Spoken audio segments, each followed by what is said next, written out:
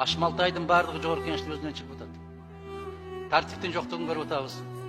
Регламенттин бузулуп атканын көрүп атабыз. Регламентти бузуп аттап мыйзамдарды кабыл алып атабыз. Мына ошол өзүбүз сактабаган мыйзамды өзгөдөн биз талап кылганга моралдык укугубуз барбы? Жок, урматтуу депутаттар. Жок. Мына эл менен барып жолуктук, баарыбыз жолуктук, көрүп атабыз.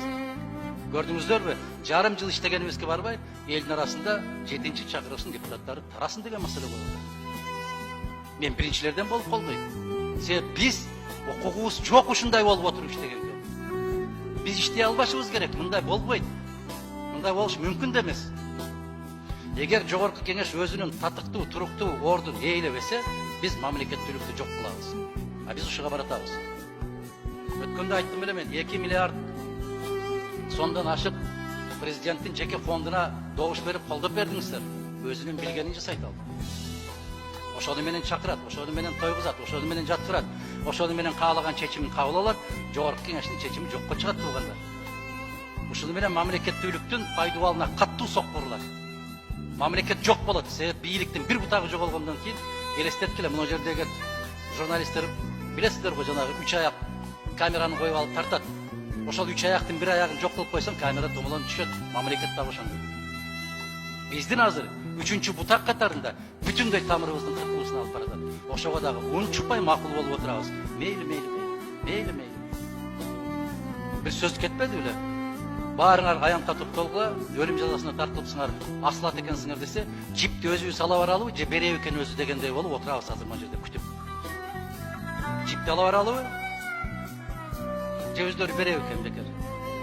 Мына жогорку кеңештин бүгүнкү абалы. Бүгүнкү жагдайы ушундай жогорку кеңештин. Муну биз мойнубузга алышыбыз керек. Аны моюнга албастан эптеп иштеп атабыз деп имитация жасап аткан менен биз өлкөгө дагы, мамлекетке дагы пайда келтирбейбиз. Бир тыйын пайдасы жок. Себеп аткарылбаган мыйзамдарды кабыл алабыз, аткарылбаган чечимдерди кабыл алабыз, көзөмөлгө албайбыз, куру сөз, тек гана саман сапыруу. Биз ал министрди чакыралы, бул министрди чакыралы деген сунуштар кирип атат. Бирок комитет, эгерде комитеттин мүчөлөрү, комитеттин төрагасы бекем, туруктуу болгон болсо, мыйзамдын кыйшаюусуз аткарылышын көзөмөлгө алган болсо, жогорку кеңеш ошондо өзүнүн милдетин аткарат. Бирок комитет ал кызматты аткарбай атабыз, ачык айталы да. Комитет дежур комитет болуп калды да баарыбыз. Колдоп коелу. Комитетке келбеген документтерди талкуу кылып добуш берген учурларыбыз жок, урматтуу жакшылар. Көрбөй туруп кол койгон учурларыбыз жок, урматтуу депутаттар. Анан ким жаман? Заман жаман эмес, заман мыкты, заман керемет. Ач калган эч ким жок. Биз жаман, урматтуу депутаттар. Биз туруксузбуз. Биз принцибибиз жок.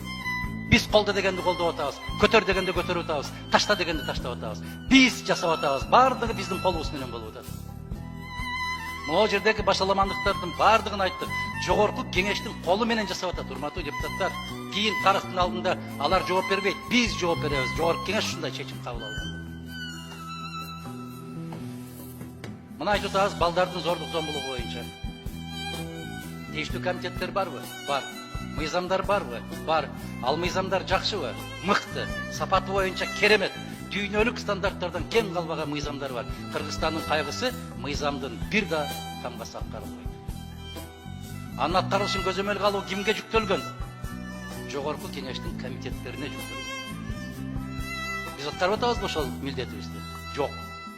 Мен кайра айтам, урматтуу депутаттар. Кайра айтам, биз комитеттин милдетин конституция боюнча аткарып аткан жокпуз. А ошол мыйзамды талап кылып койгон депутаттар жаман көрүнүп атат, урматтуу депутаттар. Абдан жаман көрүнүп атат. Аяк аткаруу бийлигине ыктап кеттик деп атканым ошол. Мына 9 ай болду, регламентибиз жок. Бул кандай жогорку кеңеш? Мына Улукбек Зулпукарович, Исхак Абсаматович, бир канча жолу депутат болгон азаматтар билесиздер. Биз жогорку кеңештин жумушун баштаганда 10 күндүн ичинде регламентти кабыл алып, анан баштайт элек. 9 ай болду, регламент жок. Ушул жогорку кеңешпи?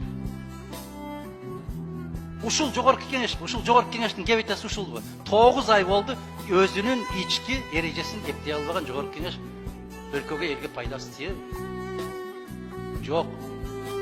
Конституция боюнча башка ыкма менен жашашыбыз керек, а регламент эски конституция менен.